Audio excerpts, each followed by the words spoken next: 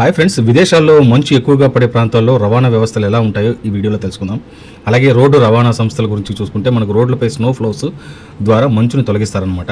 అలాగే మంచు జారకుండా ఉండేందుకు ఉప్పు రసాయనాలు చల్లుతారు, అలా అంటే సాల్ట్ అండ్ డీఐసింగ్ కెమికల్స్ అనమాట.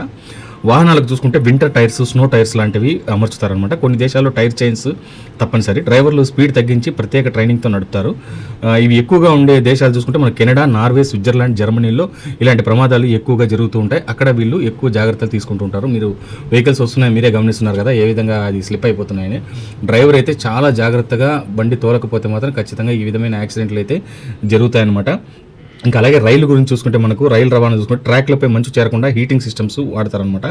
రైలు ముందు భాగంలో స్నో కట్టర్స్ వంటివి ఉంటాయి. మెట్రోలు ఎక్కువగా అండర్ గ్రౌండ్స్లో ఉంటాయన్నమాట. మంచు ప్రభావం తక్కువ, సమయపాలన చాలా కఠినంగా ఉంటుంది. అంతేకాకుండా జపాన్లో, మనకు స్విట్జర్లాండ్లో రైళ్లు ప్రసిద్ధి. షిన్కాసెన్ అనమాట అది. ఆ ఊర్లలో అంతా కూడా మనకు రైళ్లు ఎక్కువగా పోతూ ఉంటాయన్నమాట. బస్సు సేవలు చూసుకుంటే బస్సులకు ప్రత్యేక యాంటీస్కిడ్ టైర్స్లు అయితే దీనికి బిగిస్తారనమాట.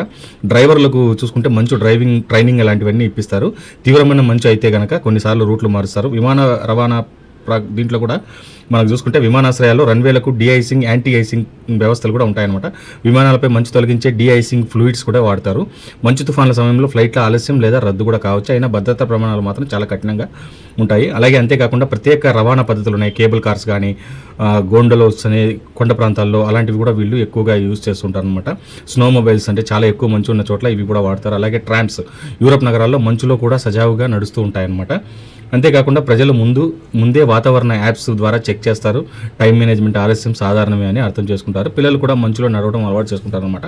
మొత్తంగా మనం చూసుకుంటే మంచు ఎక్కువగా ఉన్న కూడా విదేశాల్లో రవాణా వ్యవస్థలు ప్లాన్తో, టెక్నాలజీతో చాలా బలంగా ఉంటాయి. మనకు కాస్త కష్టం అనిపించినా అక్కడ వారికి అది రోజువారీ జీవితం అనమాట.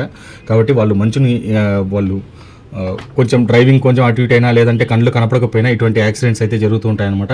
ఇప్పుడు ఇలాంటి ప్రదేశాల్లో ఎంత డ్రైవర్ ట్రైనింగ్లో ఉన్నా కూడా ఏం చేసేదాన్ని కుదరదు, గుద్దుకొని పోవడమే అంతే తప్పదు. మనకి ఇక్కడ కూడా ఇండియాలో కూడా కొన్ని చోట్ల మనకు ఇటువంటి ప్రాబ్లమ్స్ అయితే ఉన్నాయన్నమాట. మనకు మనాలి కానీ, లేదంటే మనకు ఉత్తరాఖండ్ ఏరియాల్లో కూడా ఎక్కువగా ఇటువంటి ప్రాబ్లమ్స్ అయితే ఉంటాయన్నమాట. ఇంకో రైల్వేలో కానీ ఇట్లాంటి చోట మనకు ఎక్కువ ఇబ్బందికరం కావడంతో అక్కడ మనకు మంచి ప్రాబ్లం ఉంటే వెహికల్స్ని ఆఫ్ చేస్తారు. మీకు ఈ వీడియో నచ్చితే లైక్ చేసి, షేర్ చేసి, సబ్స్క్రైబ్ చేసుకోండి. మీకు ఏమనిపించిందో నా కామెంట్స్ రూపంలో తెలియజేయండి.